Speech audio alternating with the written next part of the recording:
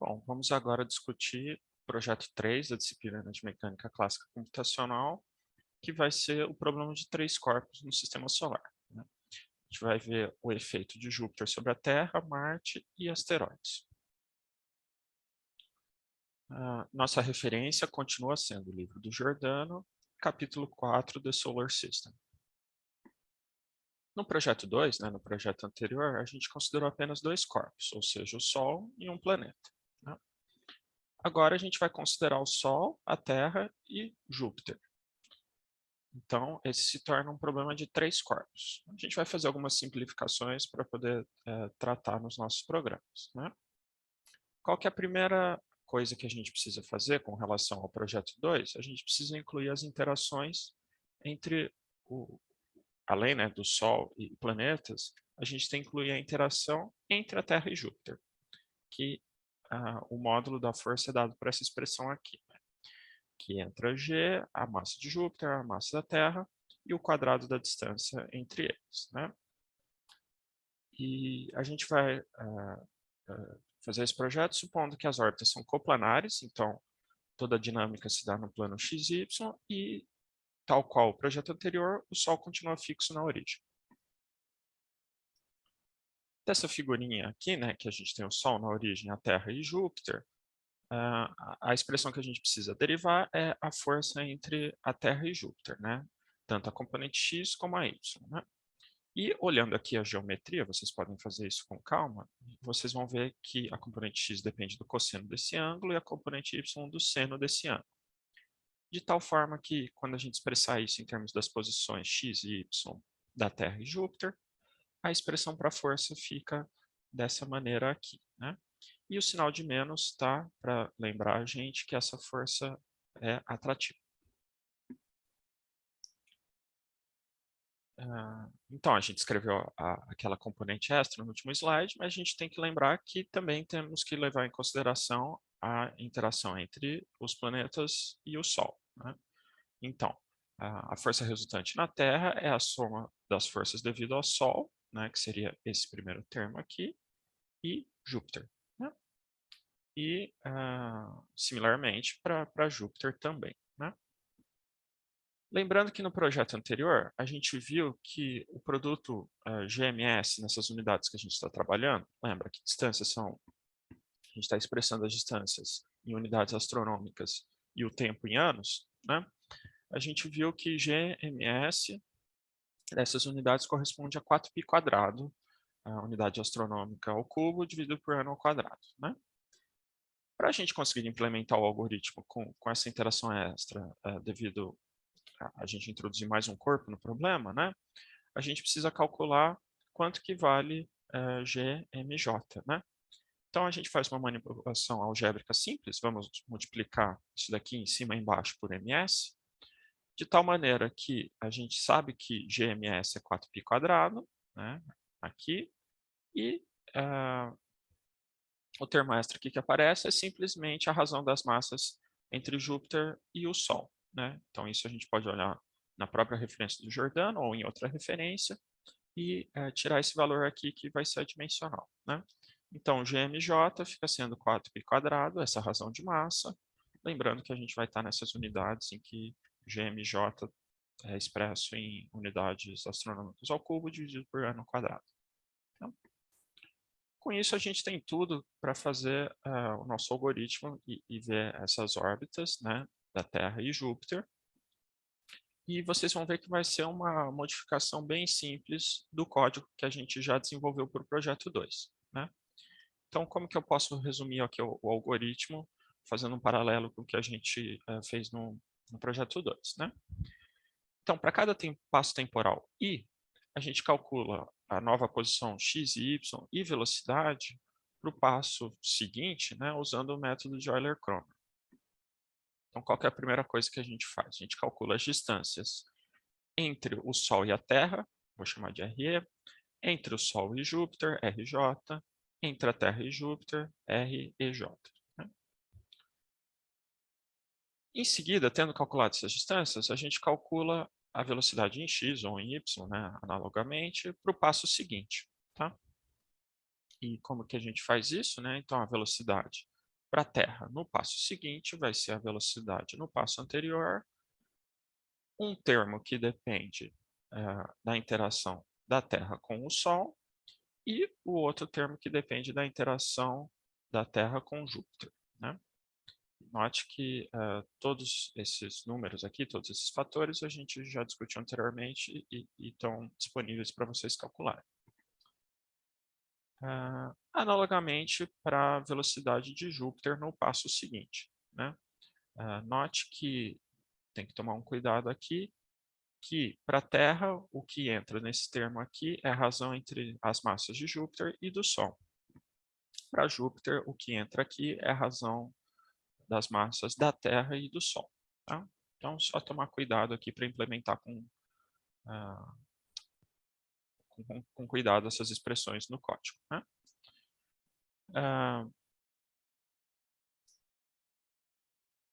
Tendo feito isso, a gente pode calcular as novas posições, tanto para a Terra como para Júpiter, que ao calcular essas novas posições, vocês vão ver que a gente precisa da velocidade nesse passo seguinte. Né?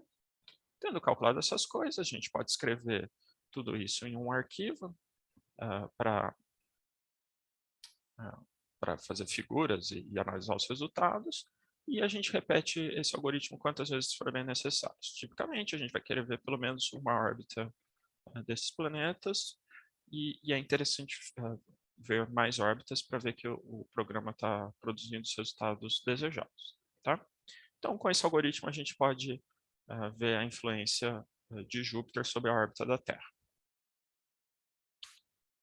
Uma outra coisa interessante que a gente pode fazer nesse problema de três corpos, né, é estudar o que se chamam lacunas de Kirkwood. Né? Para entender o que são essas lacunas de Kirkwood, é interessante primeiro a gente discutir o que é essa fórmula de Titles-Bode. Né? Essa fórmula é uma fórmula empírica, né, fenomenológica, feita observando as órbitas dos planetas, e ela diz que as distâncias dos planetas ao Sol elas estão relacionadas com essa sequência aqui de inteiros. Né? Essa sequência de inteiros ela é produzida começando com 0 e 3 e dobrando o último elemento, né, cada vez. Né? Então, 3, 6, 12, 24 e assim por diante. Né? E o que a fórmula de Titles-Bode fala?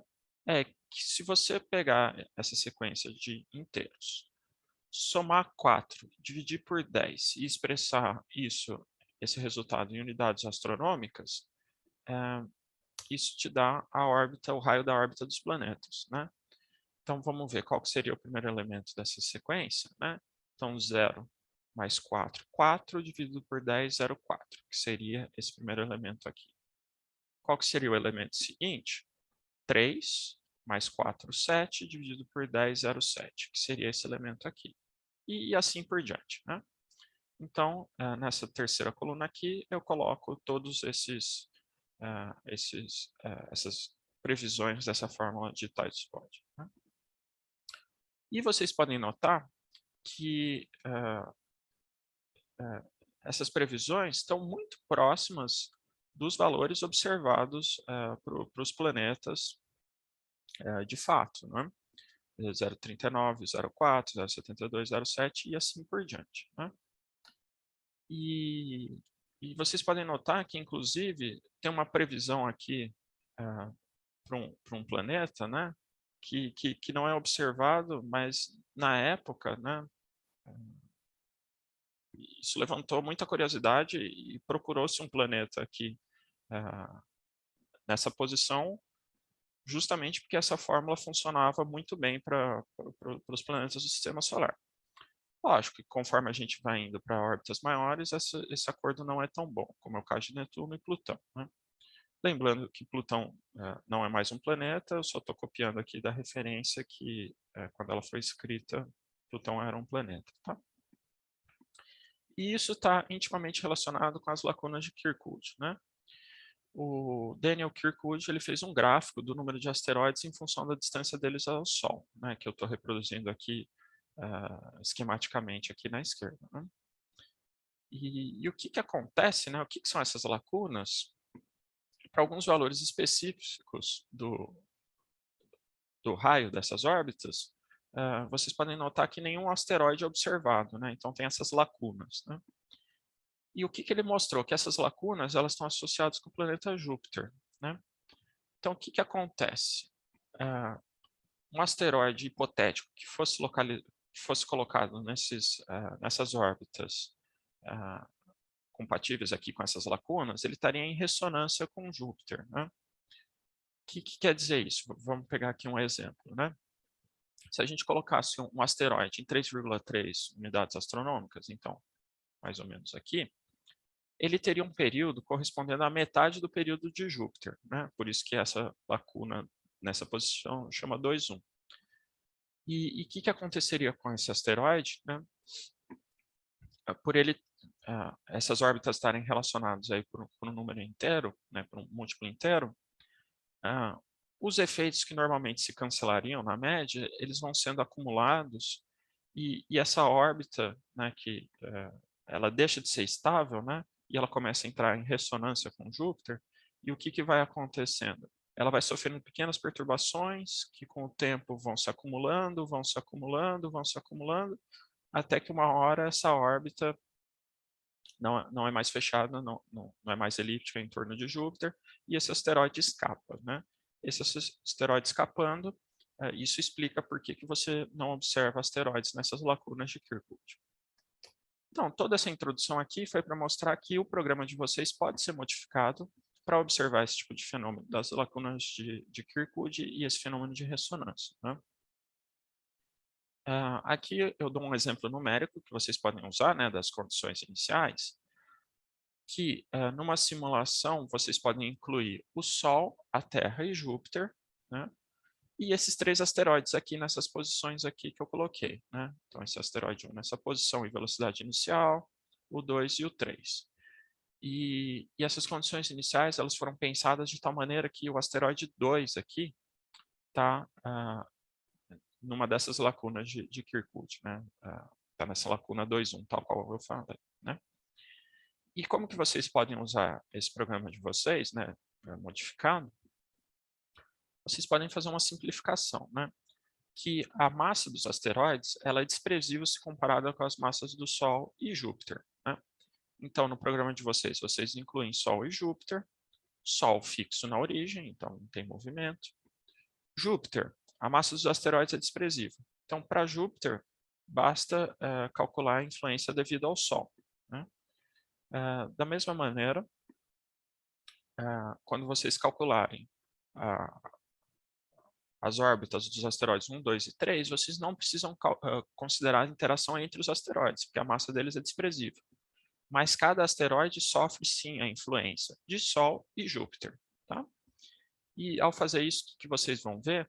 Que as órbitas do asteroide 1 e 3, elas são relativamente estáveis, elas são bem estáveis.